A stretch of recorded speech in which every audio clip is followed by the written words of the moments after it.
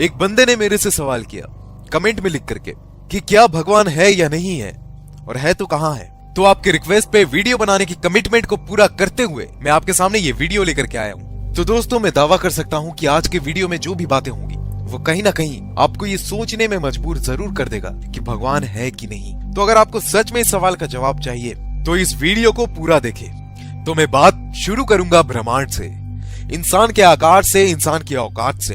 इंसान कहाँ है, उसकी औकात क्या है, उसकी हैसियत क्या है, उसका वजूद क्या है। तो चलिए वीडियो को शुरू करते हैं।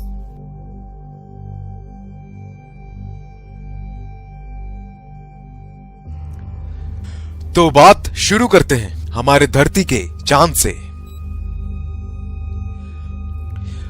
मुझे बताने की जरूरत नहीं है, लेकिन आप जिस तस्वीर को अपने स्क्रीन के ऊपर देख रहे हैं वो है हमारा चांद, यानी कि हमारा मून, जो कि हमारी धरती से 4 गुना छोटा है।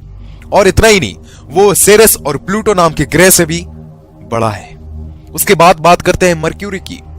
मर्क्यूरी हमारे मून से बहुत बड़ा है। उसके बाद बात करते हैं ग्रैनीमेट की, जो कि एक और ग्रह है, वो मरकरी से बड़ा है। उसके बाद बात करते हैं मार्स की, यानी कि मंगल की, जो कि ग्रैनीमेट से भी बड़ा है।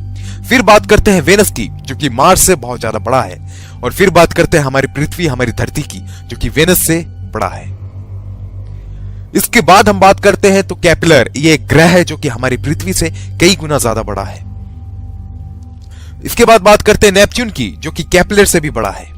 फिर बात करते हैं यूरेनस का, जो कि नेपच्यून से बड़ा है। उसके बाद सैटर्न, जो कि यूरेनस से भी बड़ा है।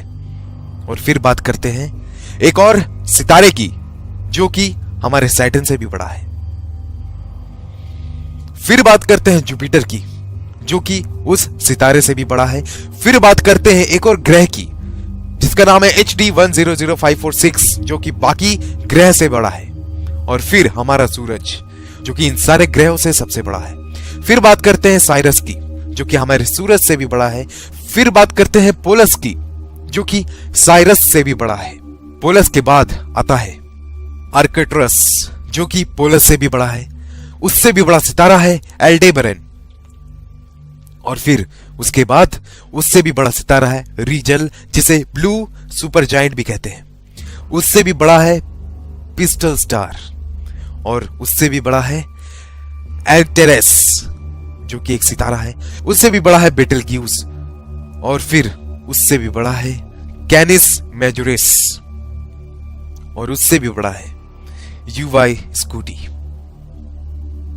ये सारे सितारे हमारे ग्रह से काफी बड़े हैं।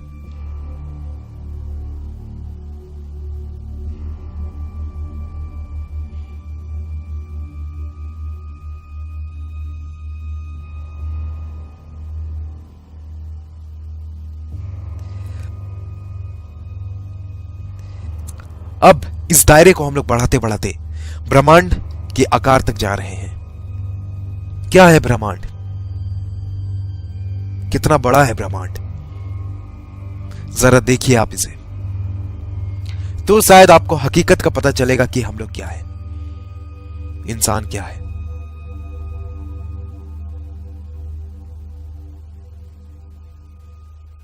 ये जो दृश्य आप देख रहे हैं, लाखों करोड़ों सितारे हैं, खरबों सितारे हैं।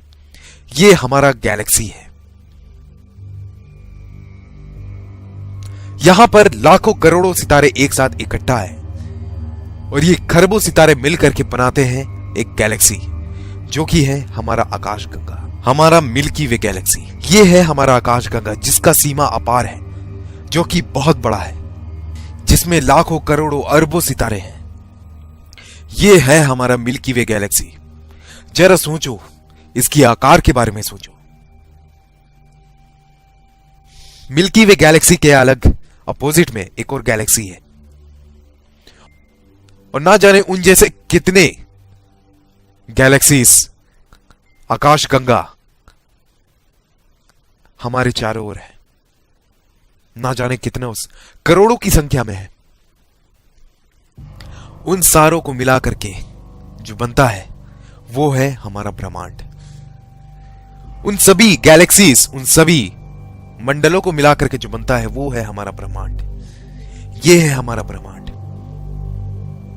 जिसमें लाखों करोड़ों अरबों गैलेक्सीज हैं। ये है हमारा ब्रह्मांड।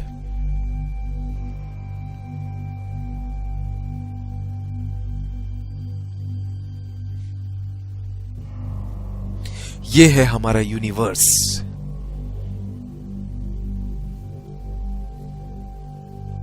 और इतना ही नहीं, आप इस वक्त जो अपने स्क्रीन में देख रहे हो, ये है हमारा यूनिवर्स, एक बॉल। और इतना ही नहीं, ना जाने अपने यूनिवर्स की तरह ना जाने और कितने हजारों लाखों करोड़ों की संख्या में यूनिवर्स है जो कि आपस में एक साथ हैं। और ये करोड़ों की संख्या में यूनिवर्स मिलके बनाते हैं मल्टीवर्स। और क्या पता इन सारे मल्टीवर्स के ऊपर भी एक सुपरवर्स हो जिसमें हजारों मल्टीवर्स हो, करोड़ों मल्टीवर्स हो। ये है हमारा ब्रह्मांड।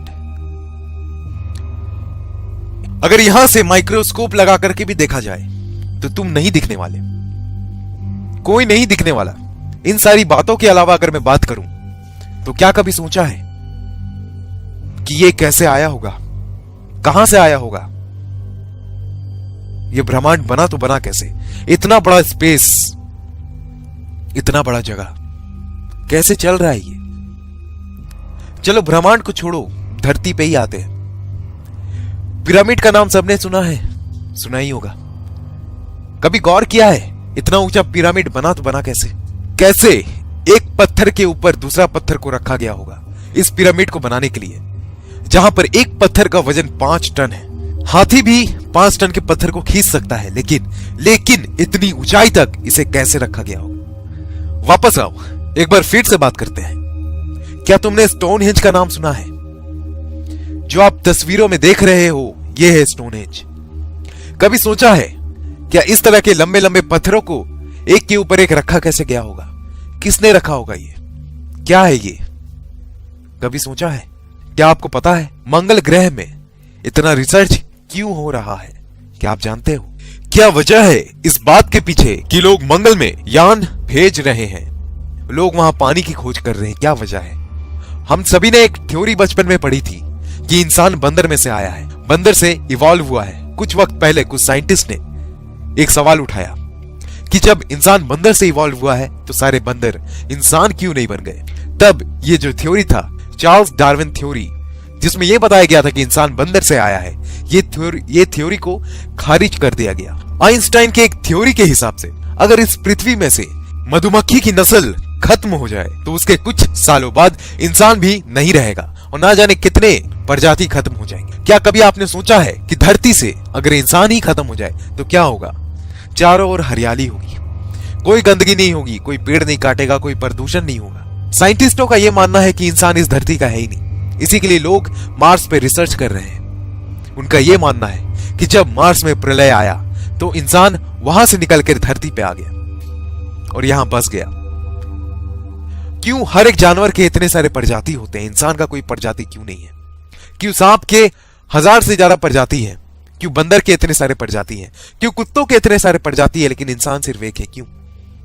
क्या आपने ये कभी सोचा है?